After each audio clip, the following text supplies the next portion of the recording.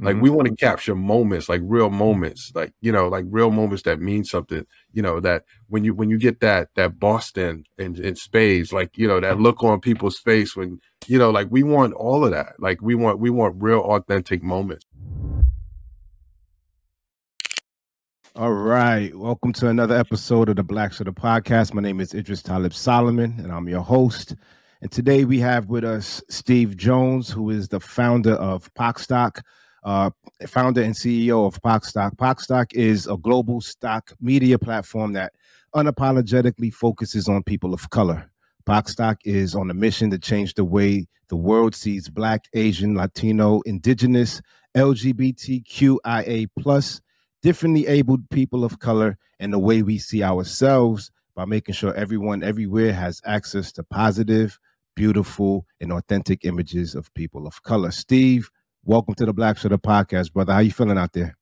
Peace, brother. Thanks for having me. I'm doing great. Exhausted, but it's sometimes it's a sprint, sometimes it's a marathon, and when it's a sprint, I got to take time to catch my breath every once in a while. So much good things are happening out here. So I just having a great time. Absolutely, man. It sounds it's great to hear that you're on the upswing, and like this, it's a good sprint. As entrepreneurs, there is like this. It's similar to being a parent. Like there's this certain level of exhaustion that you just have with you on a day to day. Some days is extreme. Some days you're able to catch a nap in between. But it's just there, like this buzzing, Like, who was the comedian that said, sometimes you're the bug, sometimes you're the windshield. Yeah, some days it's just, but it's always great. I mean, I don't know anything else other. I work for companies, but for the most part, my entire life has been on an entrepreneurship journey. So this is life for me. Yeah. And that's great to hear. Definitely want to hear more about that entrepreneurship that you accustomed to, and how that led to you forming Pocstock. So, I gave an introduction of that largely covered what Pocstock is and who Pocstock serves. But tell us a little bit about you. Like, where are you from? Yeah, I was born in Barbados. I migrated to the States when at the age of 6, moved to Bed-Stuy, Brooklyn, right before crack came. I was there when all of that became what it is. So Bed-Stuy, Crown Heights. I lived in Brooklyn for most of my life. Then I moved to Jersey. I'm a lifelong creative, so I've created music, I've created artwork, painting, sculptures. I've created companies, I've created wealth, I've created families, I've created, things that have inspired masses of people over the course of my career. So I'm a creator at heart.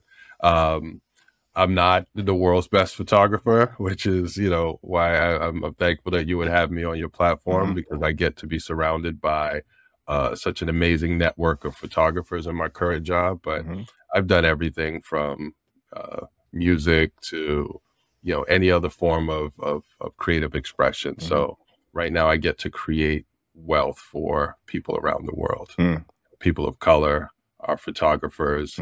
I get to ship them checks every month, whether they're working or sleeping or vacationing. They get those dings to their bank account every month. So I get to create a legacy and impact in that way.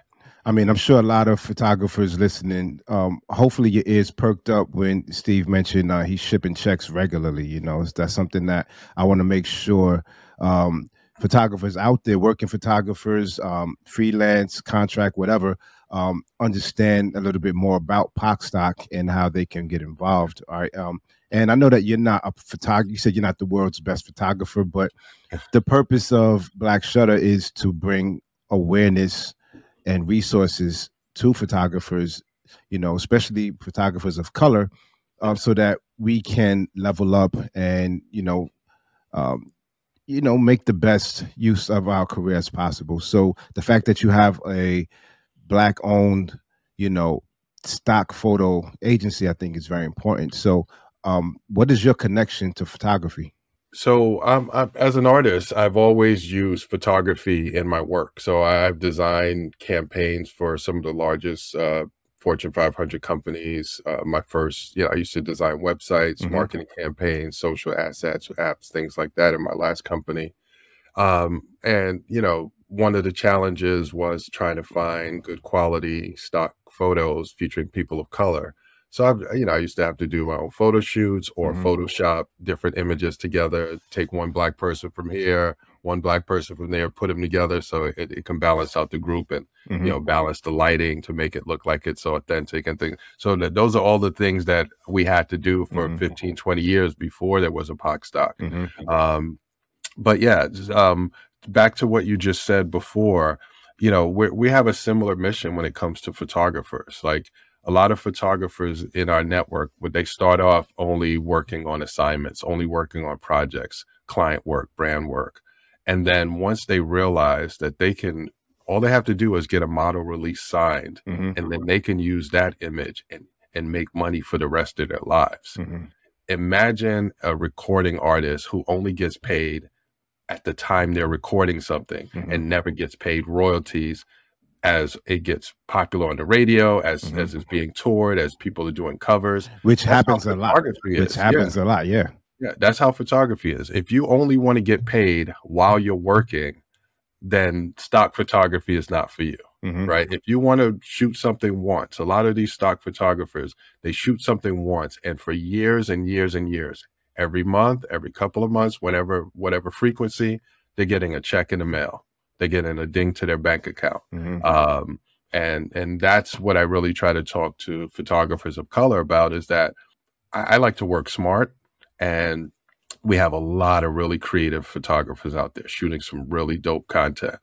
And then, they get their one-time check, and then that's enough. And I'm sorry, but that's not enough for me. And I try to incentivize people to get part. It's a $4 billion industry. We need to get our fair share of it.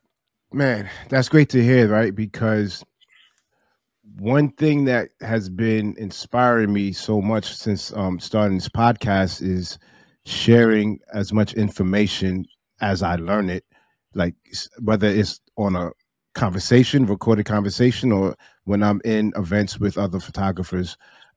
Like when I discovered licensing fees, right, and understanding how to, draft up a contract or an agreement, and understanding that there are line items just for the photographer's fee.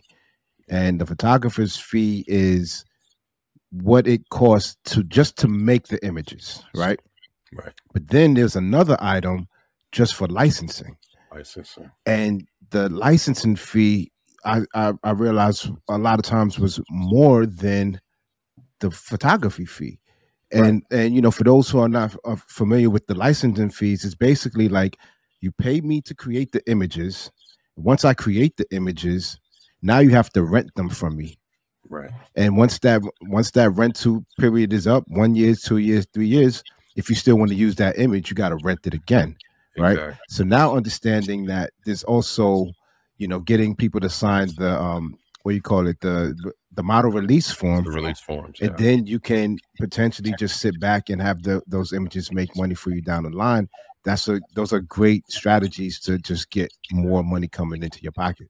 And that's absolutely right. And that's what we do for our photographers. We are essentially your licensing agent. So what we do is you provide us with the content. We work with all the Fortune 500 companies, from Meta, Samsung, Microsoft, you name it. We work with all those companies to provide them with images, but we don't sell them the images. We license it to them.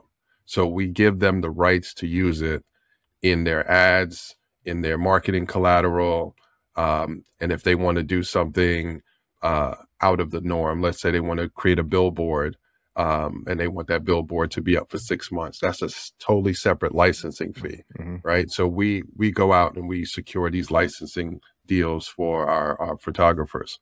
And, if like you just said, you can get paid for the work of shooting, but then there's a whole nother fortune that gets made from the licensing fees. And if you're out there shooting and you just have a contract with your client, but you don't have the model release forms, then you literally don't have the rights to commercialize those images. Yeah. Right. So traditionally, you don't need it for editorial content. So if you're doing like things that would wind up in a news article or in a blog, you don't necessarily need model releases for those things. But if you want your work to appear in ads and social media content and websites, you absolutely need a model release. And the reason why is because if you take a picture of someone, just because you own the photo itself, you don't have the rights to take that person's face and put it on an ad for some bank or some mortgage company or some tech company to use to sell their brand, right? So the model release gives you permission from that model to use their image for whatever you want, right? And we're doing a lot with, you know, commercial licensing agreements. But what's the hot topic that everybody's talking about right now? AI, right? So if you don't have those model releases, a $4 trillion industry is being formed, and you're going to be left out of it because you didn't take the step to get those model release forms signed, right? Yo, that's such a it's a heavy thing to hear, right? Not heavy like in a sad way, but just like knowing like these blind spots in the industry. And for so many years, there's some photographers who would never discover some of these you know, just business information that could have been helping them for so long, right? Tell us, how do you, so it's interesting, you said that you help, you serve as a photographer's licensing agent, right? Right. But how does that, like, I'm a photographer, how would I know to reach out to you in for a specific project for this type of a service? Like, how do I get awareness of that? So it's in a few ways. So one, you know, you have to be a part of our network. So you got to go to pocstock.com, click on the button that says contribute, you know, create an account. You have to be approved. So we don't take anyone. We kind of, there's a small vetting process. It's very light. You know, we'll review your work. We'll check your social media. We'll check your links to make sure everything is legit. Someone may contact you to ask some questions, but for the most part, we're reviewing the quality of your work and whether you have model release forms signed if you want to, you know, sell your content commercially. And then once you're in our network, you know, you upload your content in the form of submissions. You know, there's folks right now, there's photographers that are sitting on terabytes of content on their hard drives, not making them a dime. You put those same terabytes of content onto a stock platform like Pocstock, and then you never know, we can help you monetize it, right? There's a chance that someone we know, one of our customers somewhere in the world, is looking for something that you have on your hard drive. So it does take a little time to get your content uploaded, get it tagged. You know, we have to put keywords and, you know, meta tags on it. We have a whole content team who sift through all the content and make sure everything is tagged and keyworded. And then we make it commercially available when everything checks out. You know, we'll edit out all the logos and the brands and all of those things to make sure it's commercially viable.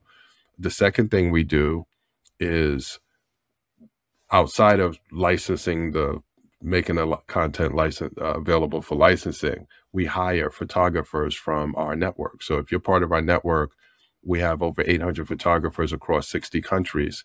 And if one of our customers is saying, hey, we want to do a shoot in a couple of months in Dubai or in Stockton, California, or Atlanta, or wherever, we have photographers in almost everywhere in the world. We can create these on-the-fly production teams. We'll fly a producer out, they'll work with that photographer, and they'll produce custom content for those clients. Now, those are usually pretty big budget projects, and we only go with people who are like in our network that we have relationships with, that we can groom and trust and, you know, collaborate with. But yeah, there's a lot of opportunities like that to be on shoots for our customers. So that's really interesting. I think that, you know, just hearing the word Pocstock, right, it almost feels like that term is a little bit limited based on what you just expressed, right? Because I came up in advertising as well, where I had to design campaigns and design websites. And I remember spending hours Yeah. sifting through Getty, Yeah. Shutterstock, right, trying to find the right image. And as one of the only black art directors in that agency, and that was me in most of the agencies I was at, right, just Right. the only black art director. Um, I was very, very meticulous about the types of images that I selected.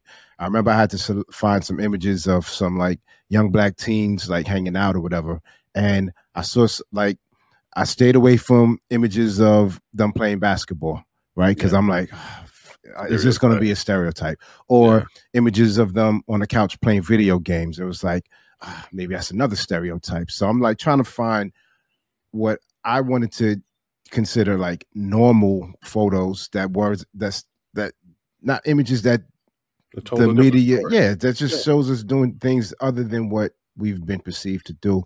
Correct. And it being a struggle. And I remember there were times when in one campaign I had like a photo of a black person, a photo of an Asian person, whatever, and they literally told me that it was too diverse. Then I needed to like add more white folks. And I was just like, wow, this is, I mean, when you're not paying cutting the check, right, you don't have the control. Yeah. Well, that goes back to a lot of the old way of thinking in early advertising where they thought that only white faces can sell products, right? And I think over the years that myth has been debunked. We know that black faces can sell out movies, Mhm. you know.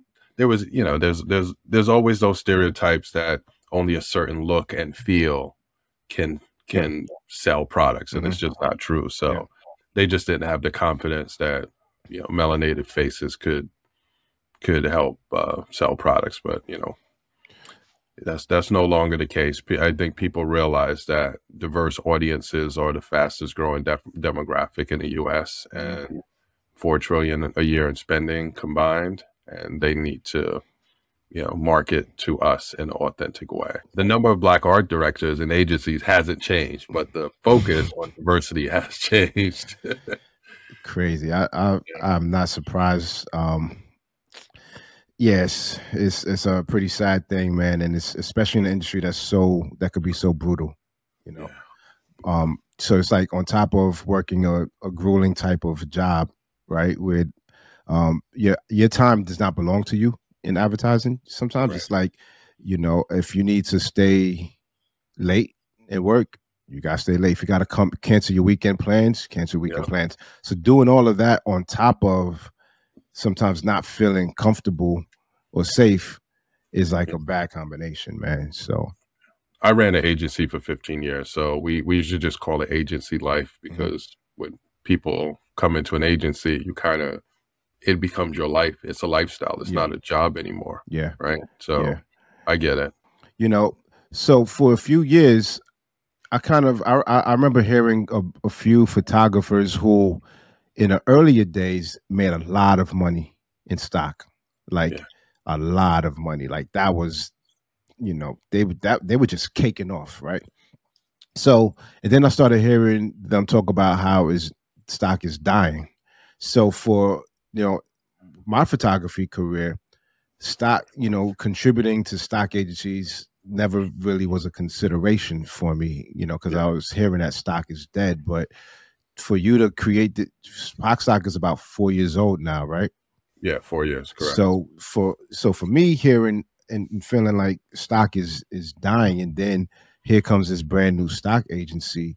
Um, what's going on there? I thought like, you know, what do you say to folks who think that this is a dying industry? I would say that part of that is true. You do have some legacy players who, you know, kind of created an environment where photographers weren't seen, heard, valued, and paid fairly. Mm-hmm. So it made them disinterested in contributing because, you know, what's the point? Stock takes a little bit of work up front. And if that's going to take away from you going out and shooting for an immediate dollar Mm-hmm. versus investing a couple of hours to get your library set up and may or may not make any money, you know, and plus a lot of their larger stock companies weren't paying people fairly, so there was no cash incentive. But stock is not dead at all. Like I said, it's still, people are still spending 4 billion a year on stock. So, and it's growing to 7 billion over the next 3 years. So it's a growing market. What's different about it, it's like, I don't know if you're old enough to remember Blockbuster Video. Yeah, man. Yeah. For So, so Netflix became a evolution of, in early Netflix, they used to mail DVDs to you. Then they went online and made everything digital. And now you have all these streaming services that came afterwards, right? So Netflix kind of created the what we have today. So movie watching didn't die. The way we consume the content changed. So that's what's happening now. Pocstock, we're changing the model a little bit. We're a lot more contributor centric. We pay our contributors up to 50% royalties, where a lot of these other larger platforms play like 25%, right? So we're less greedy in that way. We do a lot more for our contributors than a lot of other people do, and we ride really hard for our contributors with our customers. Like we'll showcase contributors. We'll make sure that their work is seen in places where they wouldn't normally be seen, and it's a different model that we're doing because it's us, right? It's us. We're representing people of color. We make sure people are paid on time. You never have to chase Pocstock for your royalty checks. Like they go out like clockwork. They go out all around the world. They go out to cities, towns, villages, and people rely on those Pocstock checks. And, there's some folks in our database who've never made a dime. I'm not going to lie, because they may have only uploaded 100 or 200 images. But the people who committed to uploaded thousands of images, those folks make money. Sometimes we're cutting people $5,000, $10,000, $20,000 checks, off of images that they just have sitting on their library. So even if you made $10, it's more than you would have made. Exactly. Yeah. So yeah, 10 is better than 0, right? Always. So for the photographers out there who may be considering, becoming a contributor, how would you suggest photographers incorporate some sort of stock library into their workflow? Oh, it's easy. One, you incorporate model releases for everything you do, no matter what. Even if you could retroactively go back and get model releases signed by people you shot 5, 10 years ago, I'm telling you right now, if there are people of color in that photo at Pocstock, that photo has some monetary value for you, right? As long as you have the model release. So typically what we tell folks is, if let's say you get the model release signed and you're working on a project, you got to deliver 10, 25, assets at the end of the shoot, have the model change into something else and shoot another 100, shoot another 200 shots and keep those for stock, deliver what you need to deliver. As long as you have the model release signed, you can commercialize it. And you can be upfront with the model. You can say, look, I need you to sign this because I want to shop these around to different brands.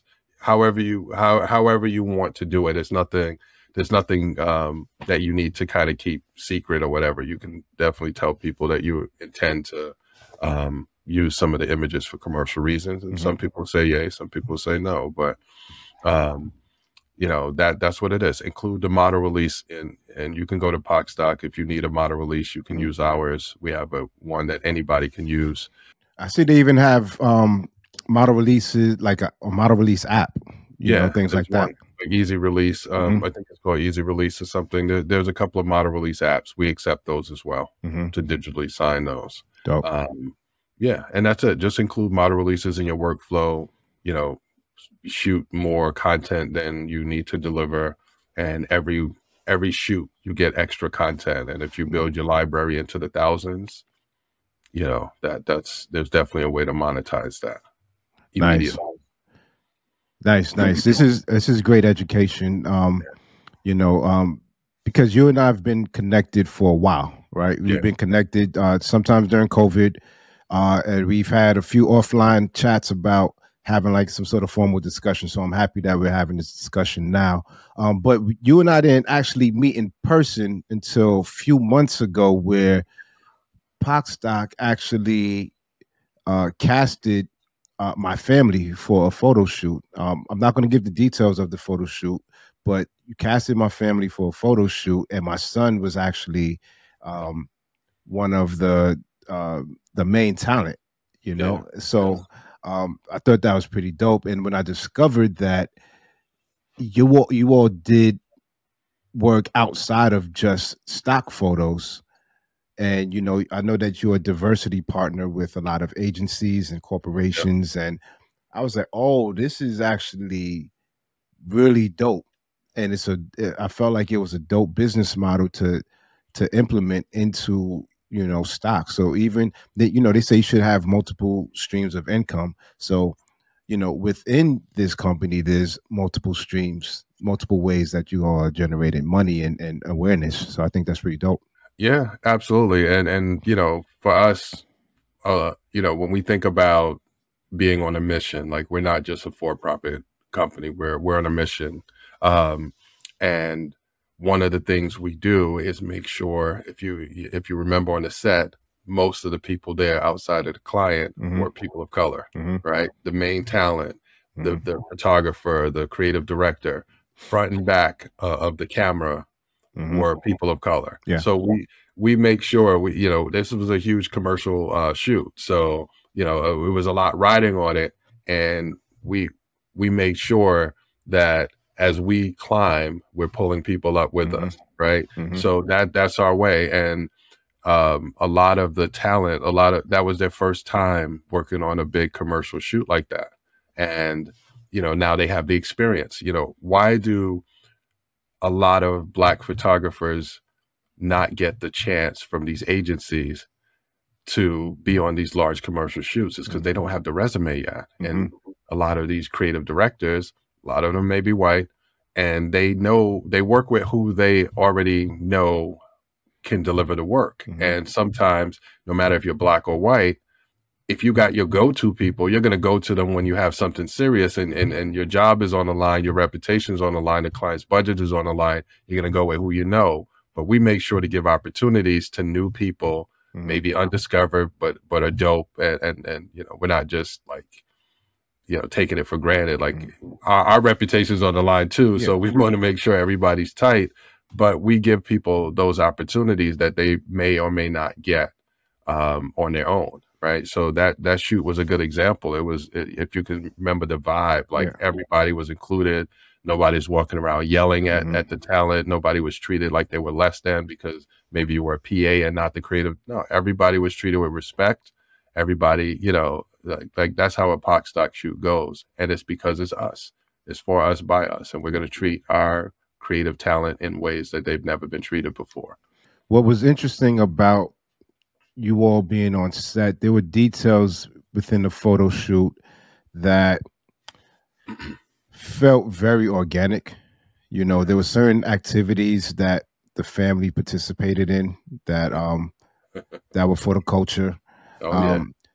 And there was also something I think to kick off the project, there was like a round circle, sort of like blessing the day, blessing all the hands on that were on deck, and then also like closing remarks that felt really genuine. It felt like you all, even though everybody there didn't know each other before they got on set, but just the fact that we spent 3 days working together, we wrapped it up as like in a family vibe, and I thought that was pretty dope. It's not just like, all right, cool, that's a wrap, cut, and everybody just break. But it started with intention and it ended with intention. And I think that's a really great way to run things. And I could tell you, our chief operating officer, who also doubles as a photographer, doubles as an executive producer, that's all under his leadership. Mm-hmm. Like he builds inclusive teams, inclusive productions. Deshaun, MJ, like it was really we brought out our best talent from inside the company and make sure that was delivered. And yeah, there's always going to be that vibe of, even a client commented, like, how long have you been working together? It's like, this is our first time this group of people work together. It was seamless, you know, and that's no matter where, if that would have took place in another city, another state, another country, it would have been just as seamless. Like, that's how you bring, when you include people, you respect people, pay them fairly, like they show up a certain way, you know? So yeah. Absolutely. So I So I know, can't take any credit for that.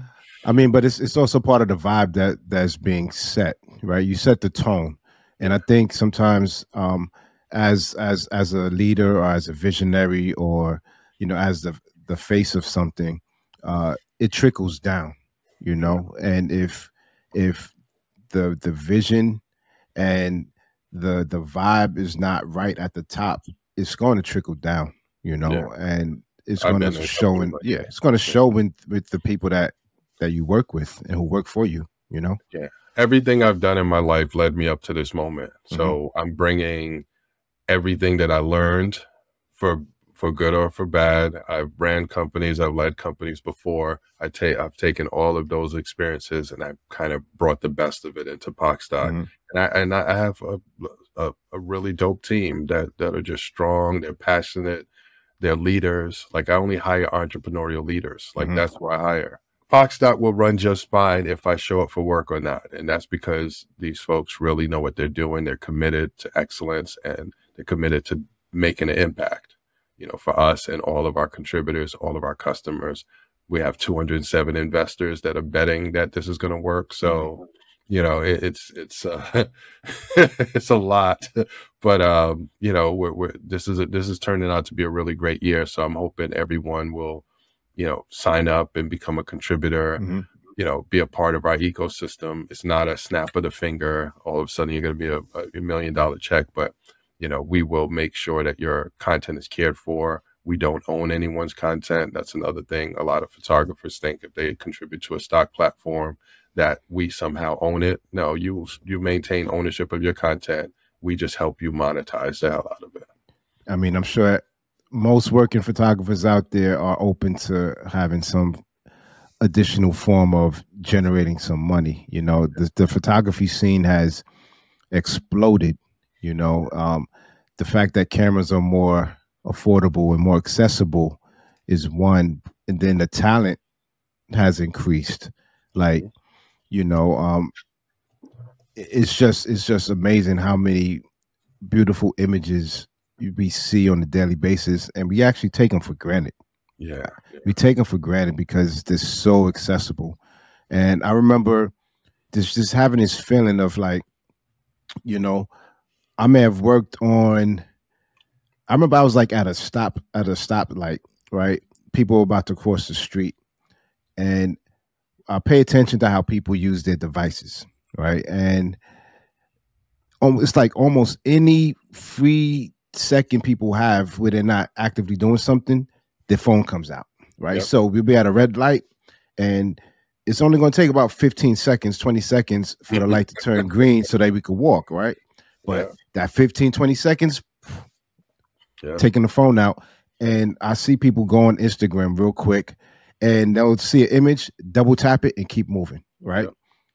And I'm sitting there thinking, like, what if I just posted one of the best images that I created to date? I feel super proud about. I did the research, I did the planning, I gathered the team, I knocked out the post-production on it, and somebody sees that image and just double taps and keeps it moving, right? Yeah. Like, that's sort of like the age that we're in, right? But it's great to know that there's still opportunities for people to actually slow down and hand pick and select the image that can be, that can generate some money.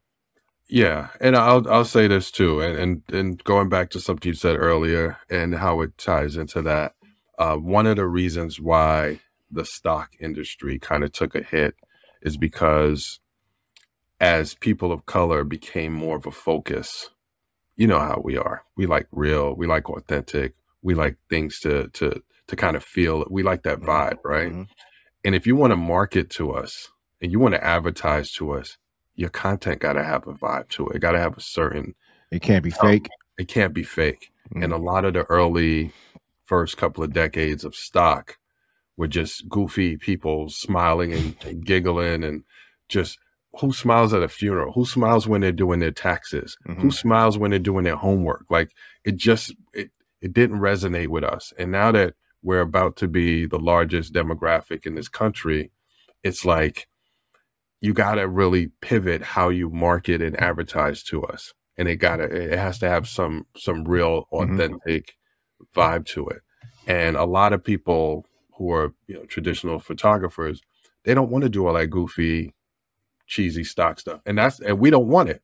We have some of that on our platform, but by large, we try to get authentic, real we want you to capture you and your family having dinner. We want to capture what it feels like when your son gets home from school.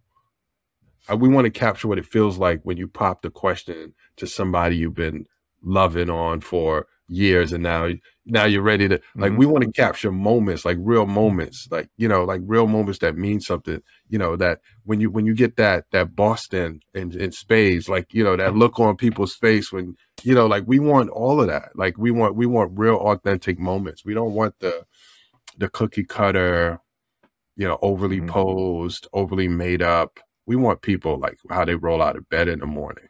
We don't even want all the makeup and we want real people. We want to see the wrinkles. We want to see the pimples, the bumps. We want authenticity. That's the ultimate level. You cannot recreate that. And the only thing I would say to any photographer who's considering, joining the Pocstock community, do it with urgency. I'm not trying to scare anybody, but AI is coming. And it's going to change the way everyone creates. Either you're going to have more productivity tools to help you create better, or some of the ways that you're working to create, people are going to find other ways to replace that. It won't be as dope, but they're going to think it helps them get by. And we have a foothold, or we have a foot in the door. One of the few Black-owned companies that has a foot in the door to the AI revolution for photographers. And this is a way that you don't go become Blockbuster. This is a way you can transform your craft and become one of the spinoffs after Netflix kind of opened up the streaming wars, right? So this gives you an opportunity to become part of the next step of creativity instead of getting left behind and say, oh, AI took my job. No, this is how we have ways of monetizing your contents to even still with AI becoming the hot topic. So definitely I want to talk about AI, but before we jump into that, I want to just touch on a point that you just made as far as like Pocstock's mission, right? And you want to, display that authenticity. And you mentioned something about the way that, people of color are being marketed to, right? And something in there I wanted to touch on is the fact that while at a certain point we can't control how we're being marketed to, and once we realize that we don't have control in some certain areas, then we have to go and grab control, right? And that's where an agency like Pocstock comes in. That's where like a Black Shutter comes in. That's where all of these subgroups, not even subgroups, just communities that are focused on specific people. We have to create a space that speaks directly to our audience, directly to our community, where we have control. You know what I mean?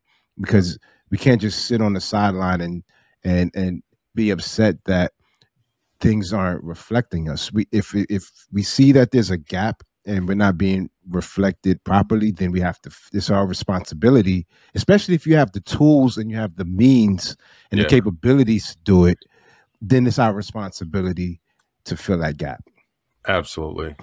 In 2024, everyone who wants to have a voice can have a voice. Everyone who wants to build a community or be a part of a community can be a part of a community. The barriers are because of technology, the barriers are a lot lower to entry in those spaces. But yeah, I mean, right now, after George Floyd was murdered, a lot of people of color have now gotten a voice that or even a chance to be heard, where before that point, it didn't feel like people were listening. Mm-hmm. So now at least if you have something to say, you have a story, you have a shooting style, Mm-hmm. you want to, you want to get your work out there. There's so many more opportunities. COVID changed the way people, work. The future of work changed because of COVID. A lot more technology and remote opportunities. We were doing remote photo shoots, Mm-hmm. so there's a lot of different things that are available now. And, you know, maybe if you don't know where it is or how to get to it, that's one thing, but just know that there's a whole new world that exists, that was created post COVID, post George Floyd, and, embrace it. It's on a path. So embrace it. The funny thing, and I speak about this often on the show, is that when I launched the podcast, I bought two of everything. I bought two microphones, two headsets, I had like a recorder and all this type of gear stuff, because the idea was that these conversations were going to be recorded in person. I was renting a studio.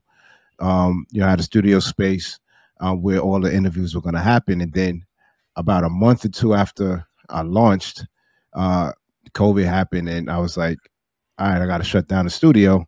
But that was probably the best thing that could happen, because I had to pivot quickly. And all of a sudden, now I have access to photographers from all over the world. And it got to the point where I was even recording conversations with a photographer who like literally lived around the corner from me, but we still recorded remotely like this.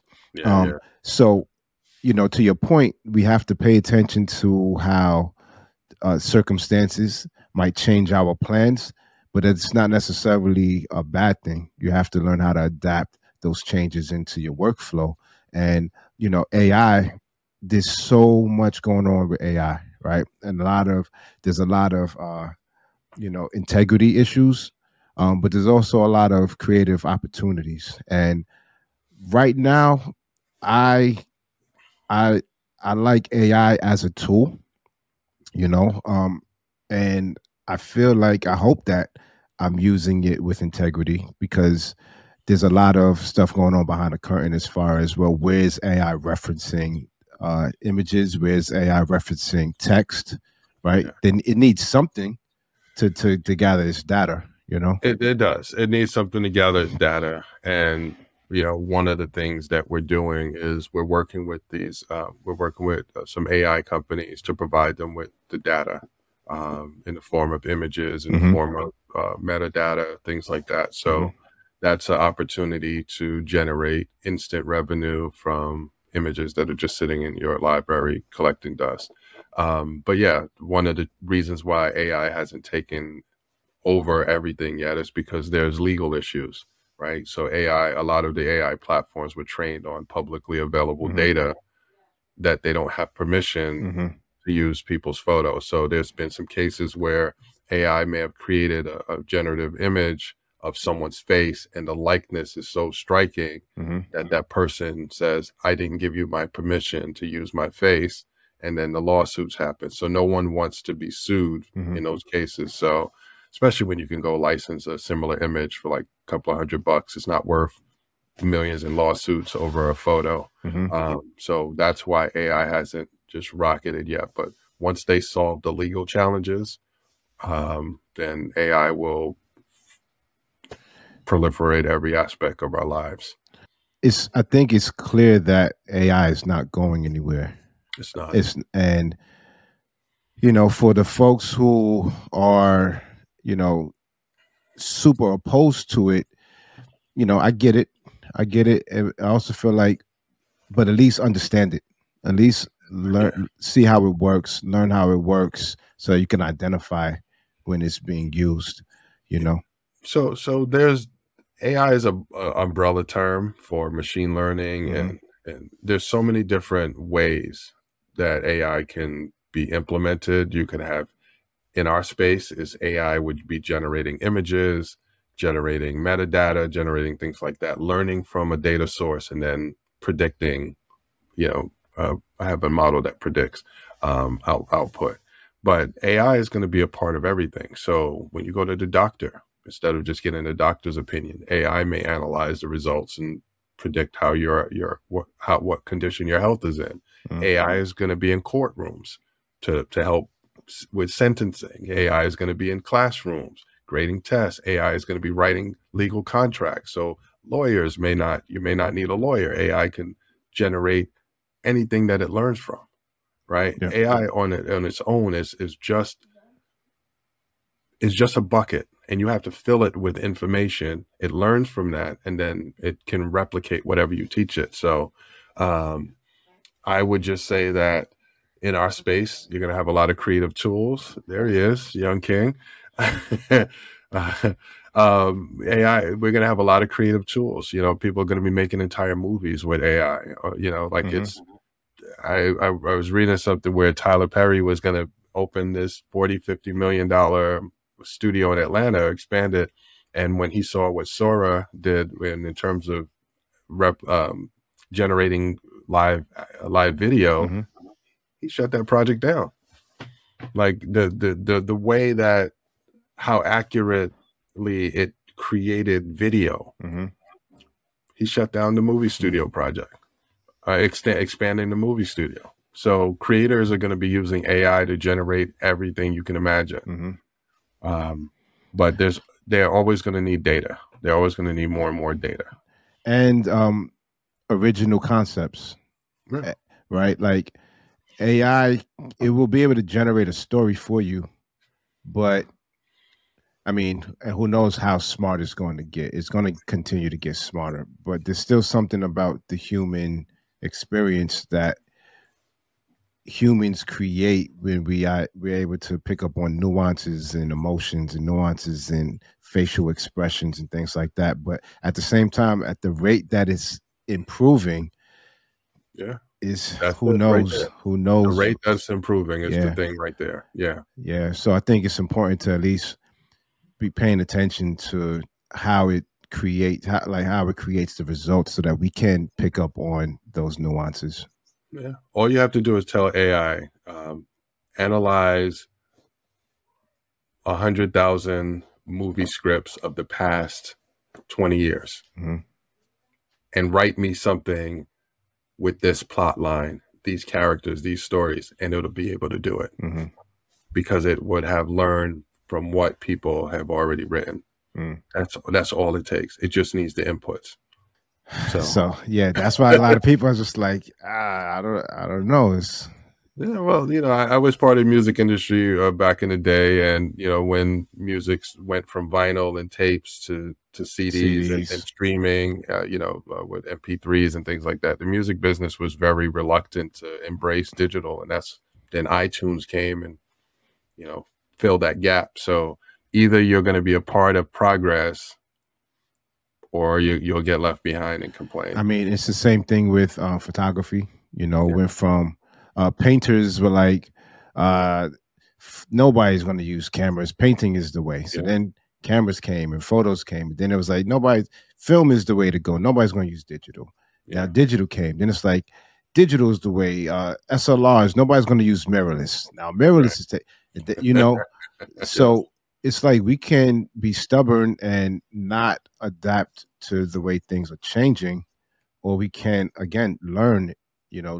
And now there's this whole new form of work where it's like AI artists. And it's like, people are saying, can you really consider yourself an AI artist? Well, you know, I think they are considered prompt artists, you know, and there is a skill in being able to be as super descriptive in your prompt to get the result that you want, and then remixing that prompt to fine tune it, right? There's all types of stuff. But I think what is really interesting is so I used AI a few months ago as a way to make quick mood boards for an idea. And I think what's really cool about that is that I didn't need to, you know, I'm not the best illustrator. I can't just grab a pen and paper and like sketch out an idea, right? And then if you want to show how that idea progresses over time, you need to have a series of those sketches, right? Right. But I used AI, I used Midjourney to, I had this concept and I used Midjourney to help fine tune the idea.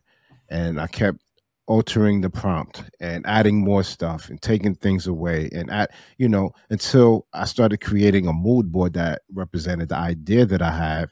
Yeah. And when I show people that mood board of AI generated images, people understood exactly what it was. And then once I felt comfortable with that, I went out and I sourced all the materials and I set up the photo shoot properly, set up the lights, and made it happen practically in camera, right? Yeah. But AI was a huge component in me fine tuning the idea, but it was still my idea. Yeah. No, that's a brilliant way to do it. Use AI as a helper, not as a replacer. Mhm. Right. So there are going to be a new form. Like, so, when you go from Blockbuster to the streaming, so someone has to be in the middle of that transition Mhm. to go from physical tapes and DVDs to digital stream. Somebody has to digitize all that. So there's going to be there's going to be a lot of um, work for people during this AI transition. So those prompt artists right now, what are the right prompts to get the right output from AI? Like, someone is going to there's going to be a whole new class Mhm. of creatives that are just going to be able to do that. Mhm. Right. So they're just going to be able to write prompts for brands, write prompts for creatives to say, here's what the output should be. And there's nothing wrong with that.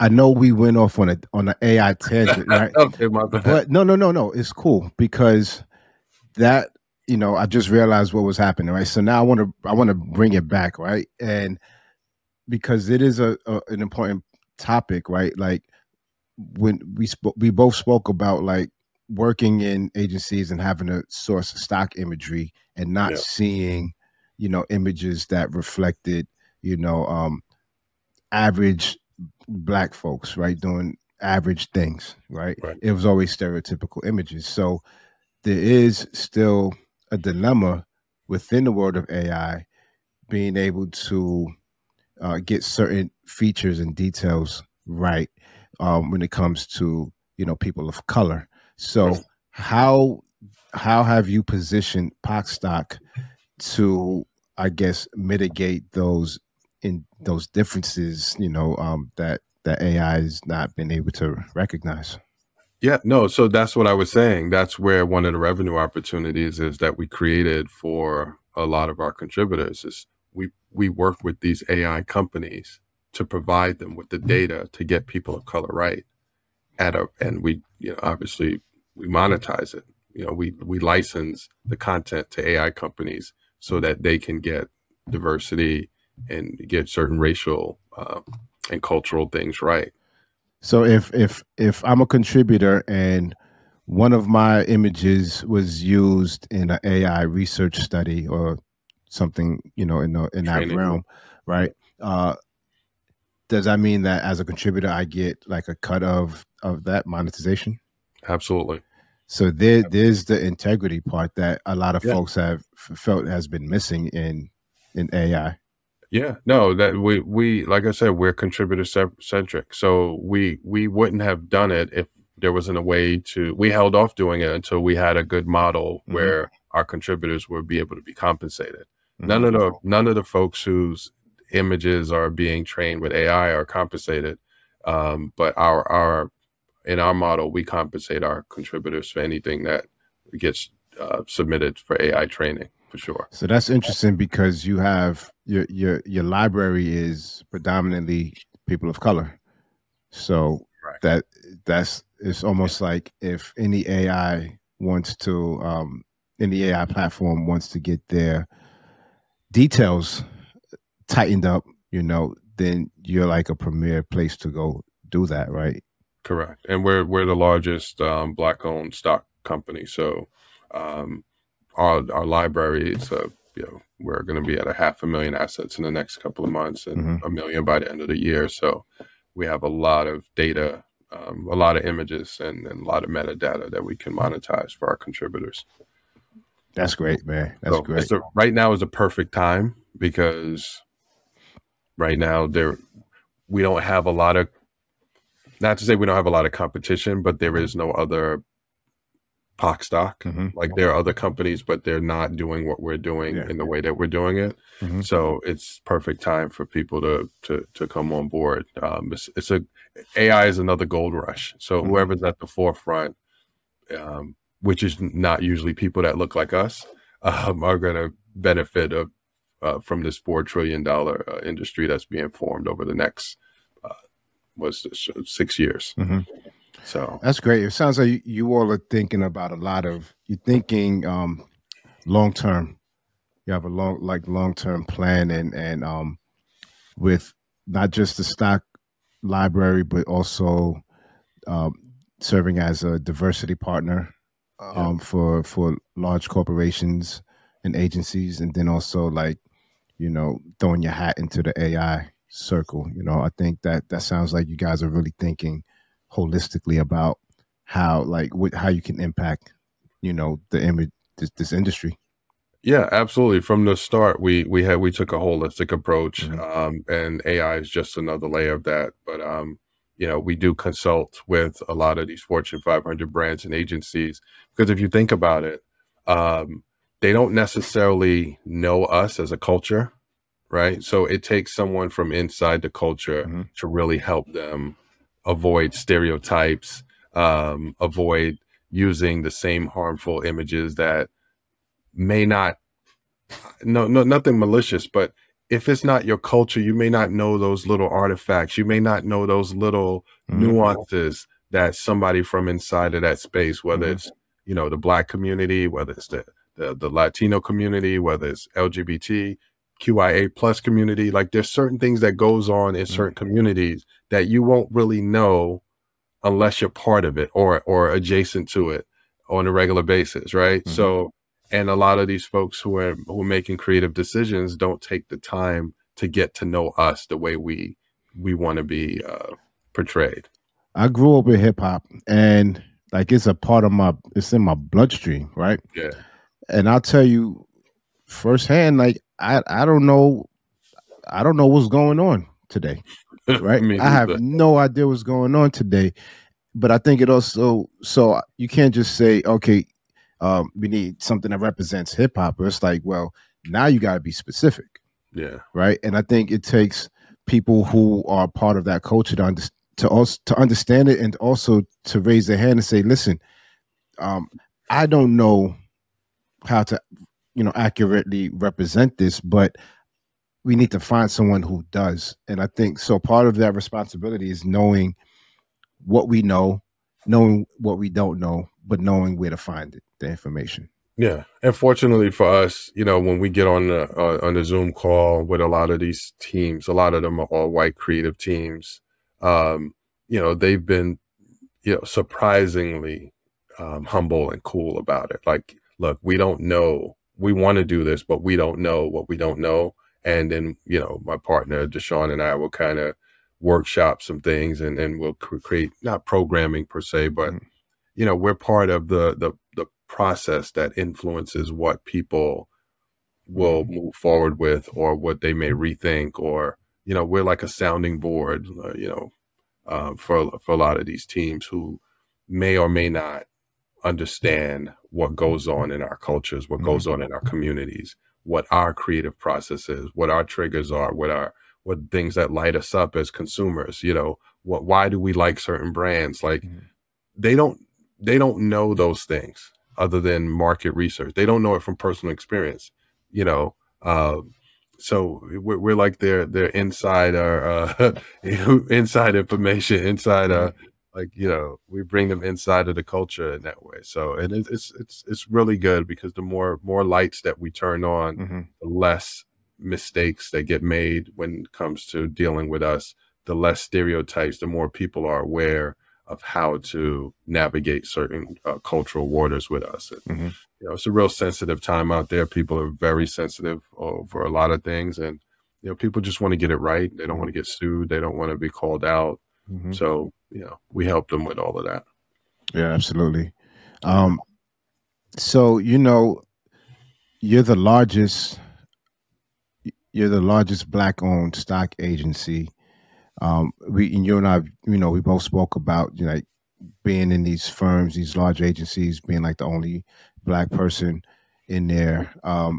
What kind of response has Pocstock received in the industry? Like, have you been receiving open arms, closed doors? Like, what's been your experience?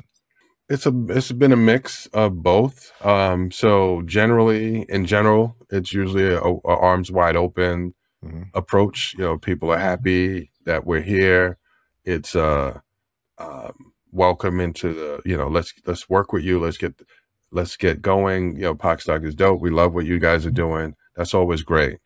Then when you trickle it down to the day-to-day person who has to make a decision to use us over one of the bigger companies, then sometimes that's where getting people to change, like getting someone to say, hey, I'm looking for this image for this campaign. Let me go to where I normally go, but let me also check and see if Pocstock has it too. Right.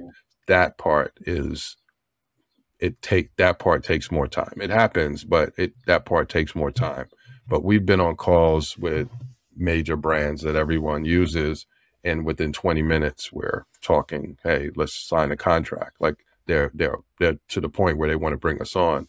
And then it takes 6 months before people are utilizing it. You know what I mean? Yeah. So that's part of the challenge of stock, and trying to penetrate spaces where there's been one or two dominant players for like 30 years. Yeah. So yeah, I get that.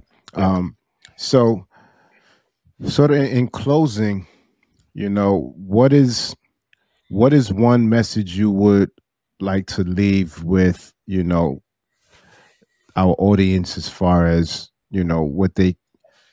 how they can consider, becoming a contributor? Yeah, well, I would say that no matter if you're at the beginning of your photography journey or if you've been doing it for 20, 30 years, it doesn't matter. Everything that you create has value, and it has value in that moment, and it has value for the rest of your life. You can hand your library over to your kids and they can continuously monetize it, right? They're look at your assets as your stock, your photo assets as as valuable assets. And think about how do you, there's going to be times where you're sick. There's going to be times where you want to travel. There's going to be times where you're off doing something else, right? Think about how do you build a revenue stream that brings in money for years and years and years to come. All you have to do is get model releases signed. That's it. A simple piece of paper, and you can monetize that for your life, for your kids' lives, and their kids' lives, right? You can hand over your assets, include that in your will if you have one, and your kids will, you'll build legacy in that way. So I encourage everyone, whether you join Pocstock or not, to get your model releases signed, proper ones signed, not work contracts. Those don't count in that way. They have to be specific language in the model release forms. So my last thing would be, that's it. Make sure that people are going to monetize your content. People are going to make money off your images. People are going to make money off of us. Let's make money off ourselves. Let's tell our own stories and make money from telling them. So that's it. And I would love for everyone to join Pocstock, and let's build legacy together. But whether you join or not, make sure your assets are made available for commercialization via the model releases. So cool. Steve, thank you so much, man. I mean, this is a great conversation. I was able to learn a lot about not just stock, but how all the different things that Pocstock is doing. So I appreciate your time, brother. Yeah, no, I appreciate you, brother. It's been a long time coming. I'm glad we were able to do this. I'm sure we'll stay in touch, and I love what you're doing, man. Keep doing it. Thank you. So important. I appreciate it, man. That's what we're here for. So, all right, y'all. We catch you on another episode of the Black Shutter Podcast. My name is Idris Talib Solomon. Thank you to our guest, Steve Jones from Pocstock, and we'll catch you in the next one, y'all. Peace.